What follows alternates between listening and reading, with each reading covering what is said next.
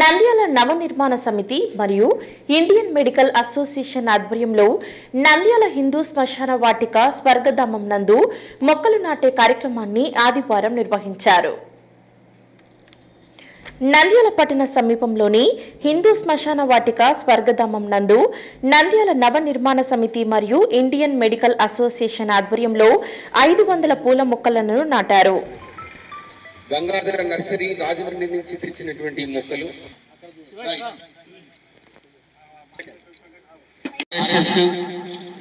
Interview club rotary ఇప్పుడు స్వర్గధామం యొక్క అంతా శుభంగా జరగాలి. ఆంధ్రప్రదేశ్ ప్రభుత్వం చంద్రబాబు నాయుడు ప్రవేశపెట్టిన P4 ప్రోగ్రాం కింద దాతలతో చనిపోయిన ప్రతి హిందువు యొక్క అంత్యక్రియలకు ఉపయోగపడటానికి ఒక శ్మశాన వాటికను నంద్యాల నవ నిర్మాణ సమితి ఏర్పాటు చేసింది. 2018లో చంద్రబాబు నాయుడు గారి చేత మరియు 2025లో అక్టోబర్లో జిల్లా కలెక్టర్ ద్వారా ఆంధ్రప్రదేశ్ ప్రభుత్వం చేత 2 సార్లు స్వచ్ఛ భారత్ అవార్డులు తీసుకున్న ఒకే ఒక్క శ్మశాన వాటిక నంద్యాల స్వర్గధామం. మధుసూదన్ గారు చేపట్టినారు కాబట్టి ఇది స్వర్గధామంగా ఈరోజు విరాసిల్లుతున్నది. అనేక మంది ఇక్కడ వచ్చి కూడా చాలా ఉపశమనం పొందుతూ ఉన్నారు. అనేకమైన కార్యక్రమాలు కూడా నిర్వహిస్తూ ఉన్నారు. డాక్టర్ మధుసూదన్ గారి యొక్క ప్రోత్సాహం మాకందరికి కూడా ఉంది. వారి ద్వారానే ఈ యొక్క కార్యక్రమాలను మేము నిర్వహిస్తున్నాము.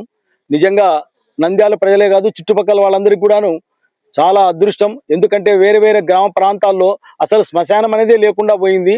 అటువంటిది 9 ఎకరాలు సుమారు నిజంగా ఇటువంటి స్వర్గధామం ఉండడం చాలా అదృష్టము. ఇక్కడ అందరూ కూడాను వారి యొక్క దహన సంస్కారం నిర్వహించుకున్న వాళ్ళు చాలా సంతోషపడతా ఉన్నారు. ఎందుకంటే అనేకమైన సదుపాయాలు ఈ యొక్క నవనిర్మాణ సమితి వాళ్ళు ఏర్పాటు చేశారు. రాష్ట్ర మంత్రి ఎన్ఎండి ఫరూక్ గారి చేత 2024 మరియు 2025వ సంవత్సరంలో 5500 మొక్కలు నాటించటం జరిగింది. ఈ రోజు నాటికి పూర్తిగా 6000 పూల మొక్కలను నాటారు. హిందూ శ్మశాన వాటిక రాష్ట్రంలోని నంద్యాలకు గుర్తింపు వచ్చినట్లు హర్షం వ్యక్తం చేశారు. కార్యక్రమంలో డాక్టర్ మధుసూదన్ రావు, గెలివి రామకృష్ణ, కశెట్టి కృష్ణమూర్తి పలువురు పాల్గొన్నారు. 6000 పూల మొక్కలను నాటి చనిపోయిన మృతదేహాన్ని తీసుకుని వచ్చిన హిందువు యొక్క స్వర్గానికి పంపించే అంతిమ వీడ్కోలును గౌరవప్రదంగా పరిశుభ్రమైన ఒక మంచి ప్రకృతి ఉద్యానవనంలో మనం వీడ్కోలు చేసేటువంటి కార్యాన్ని తీసుకొని వచ్చాం.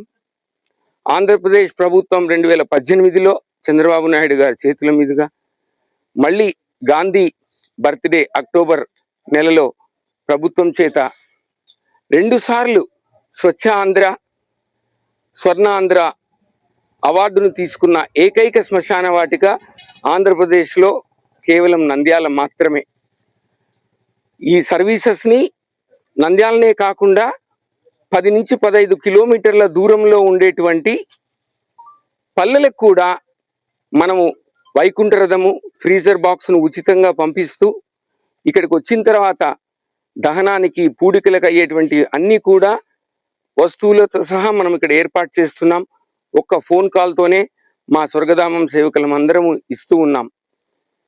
ఈ స్వర్గధామాన్ని మన దేశంలోనే ఒక స్ఫూర్తిదాయకమైన శ్మశాన వాటికగా తీర్చిదిద్దాలన్నది మా నవనిర్మాణ సమితి ముఖ్యమైన లక్ష్యం. హలో అండి, నేను మీకు Rakshitha. Please do subscribe Nandyal communications.